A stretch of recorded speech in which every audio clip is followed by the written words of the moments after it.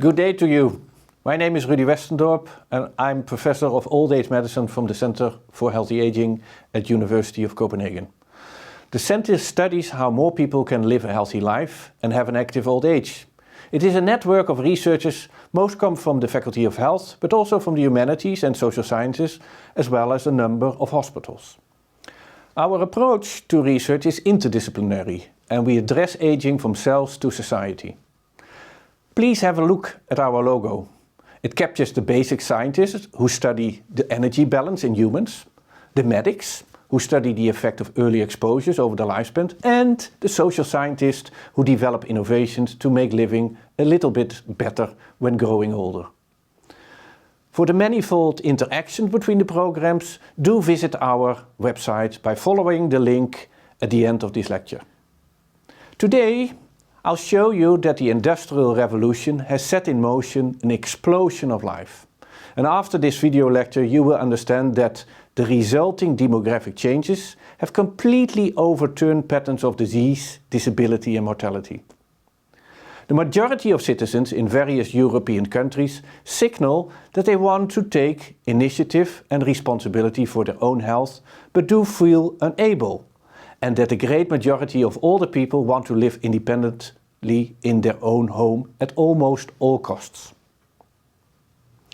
In the 60s, at a time when the present baby boomers were youngsters, Bob Dylan wrote a classic, "Times They Are A-Changing," and he couldn't be more correct. In the previous century, human existence underwent a radical change. There has been an explosion of life. Never before have so many people in the developed world lived so long. It is one of the most drastic changes wrought in our society by the Industrial Revolution, starting in the United Kingdom. Let's have a look at this graph. From 1500 to 1800, little happened in the UK, and life expectancy at birth fluctuated around the 40-year mark. Occasionally it dipped below 40 when famine, the climate or war took their toll. Things changed around the year 1800. Life expectancy in England began to rise steadily. The era of coal, steel and steam engines had started, and within a century all of the nowadays developed countries had followed. Within a period of just 3 to 4 generations, average life expectancy rose from 40 to 80 years, and the likelihood of you reaching age 65 increased threefold, from 30 up to 90%. Pensioners have also made great gains. Rather than 10, they can now look forward to 20 years of leisure when they retire. Whenever the Industrial Revolution took hold in a country, financial resources became available for investments and society became more organized and a rise in life expectancy followed.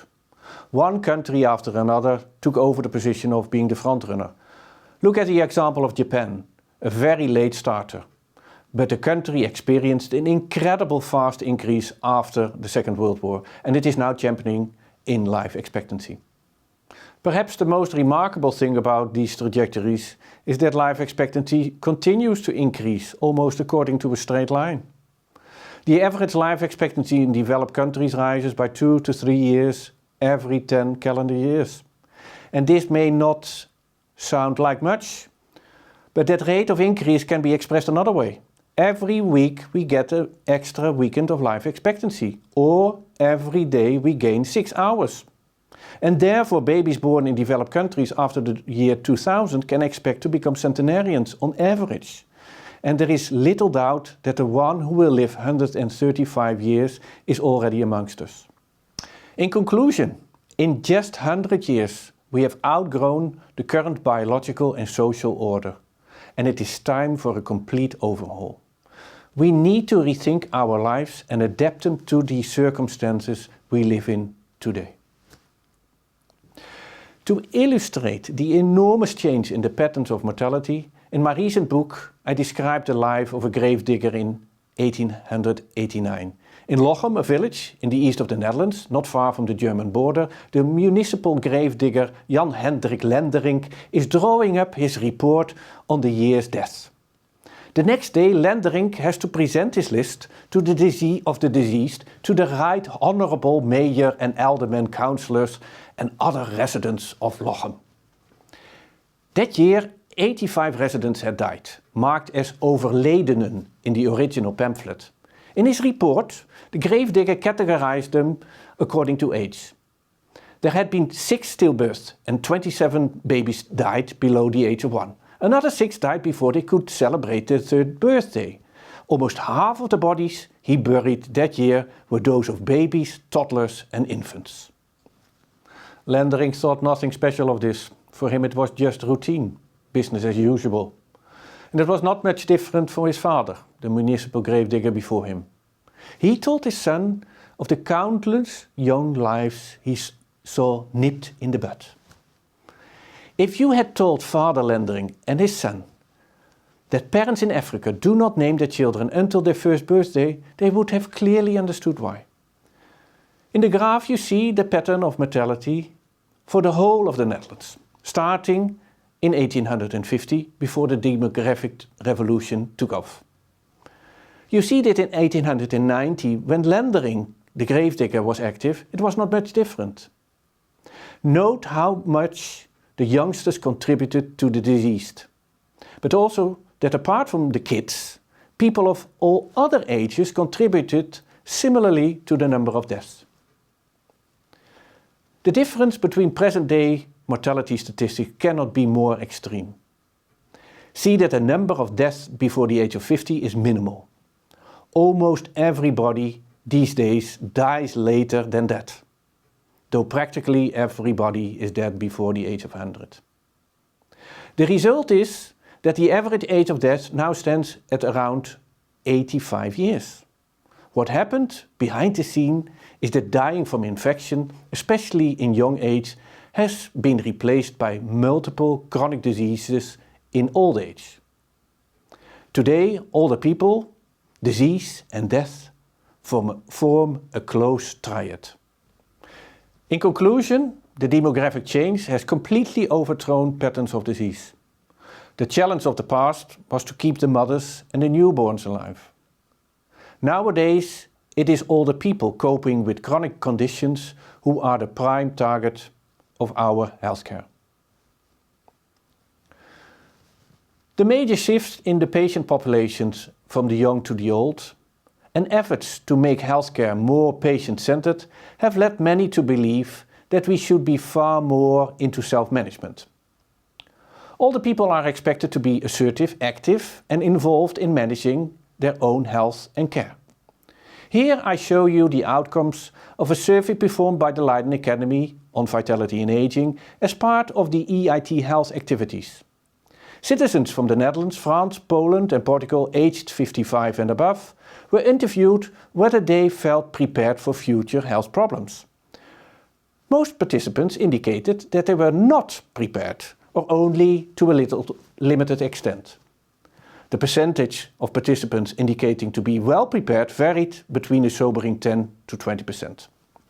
Despite the widespread feeling of not being prepared for the future health problems, more than 80% of the participants from the diverse countries indicated that they do wanted to take as much as possible responsibility for their own health. Apparently, older individuals do wish to take the initiative, but had a hard time realizing or thinking of concrete actions or initiatives since they indicated not to be prepared. It is beyond doubt present-day older people are missing the appropriate tools and services provisions. In conclusion, there is an increasingly strong articulated wish of European citizens to be in control of their health issues, but the reality is that only little of that aspiration is successfully being implemented yet. Older citizens were also interviewed about their ambition and wishes related to their living situation. In all 4 countries, the overwhelming majority indicated that they wanted to live independently for as long as possible. In the Netherlands, Portugal and France, the percentages were far above 90%, the number in Poland to be somewhat smaller and stuck at 82%. Older citizens also expressed other ambitions and wishes related to the living situation, such as living in a neighborhood where both younger and older people live, being able to live with your partner when he or she has moved into a care or a nursing home, and helping others now in exchange for receiving help in the future. Please note that the wish for accommodation in a care or a nursing home was very low, and in none of the countries more than 1 out of 10 older citizens saw this as a preferred option. In addition to the older individual's perspective, independent living is important from a societal perspective, as long-term admissions in care and nursing home facilities place a very high economic burden on collective funds. And to enable older individuals to live independently as long as possible, technical and social innovations will become increasingly more important. I can conclude that across Europe, older people wish to stay independently despite disability and handicap and to keep on organizing their own life. Polls have been out about what citizens most want in their life. A recent survey involved more than 18,000 people in 17 countries worldwide and revealed broad similarities between Western and Eastern cultures. Across the globe, people prioritize good health next to love and money as an important goal in their lives. Some even consider health and functioning in old age as a prerequisite when striving for a successful old age. And to explore some of these remarkable differences between the East and the West, you can follow the link to the survey under the suggested reading and resources for this lecture. Growing old presents people with a magnitude of adverse consequences, among which there are handicap, cognitive decline, and loss of social relationships. Prioritizing healthy living as the driving force for success in old age, while at the same time learning older people how to cope with the gradual accumulation of functional losses, will likely increase their ability of an active and a healthy old age. I wish you and the older people in the future lots of success.